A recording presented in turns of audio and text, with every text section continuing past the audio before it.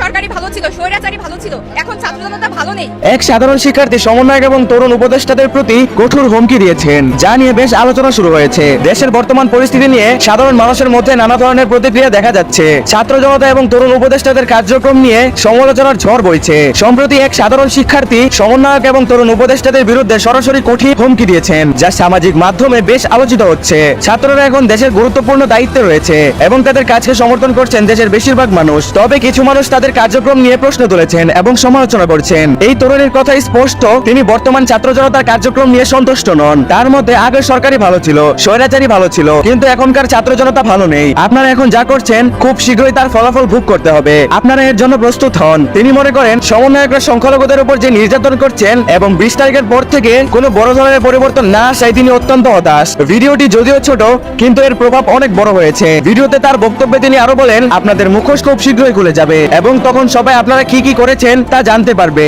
আর এই হুঁশিয়ারিমূলক বক্তব্যে সমন্বয়কদের বিরুদ্ধে যে ক্ষোভ এবং অসন্তুষ্ট রয়েছে তা প্রকাশ পেয়েছে। যদিও ভিডিওটি দেখে পুরোপুরি স্পষ্ট নয় তিনি কোনো রাজনৈতিক দলের কর্মী কিনা, তবে তার বক্তব্যে সমন্বয়কদের বিরুদ্ধে তীব্র সমালোচনা স্পষ্ট।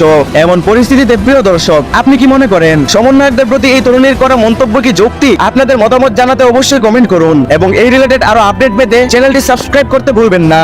আপনারা এখন পর্যন্ত যে কার্যক্রম চালিয়ে যাচ্ছেন, আমরা কিন্তু খুব দ্রুত মুখোশ টেনে ছিঁড়ে দিব।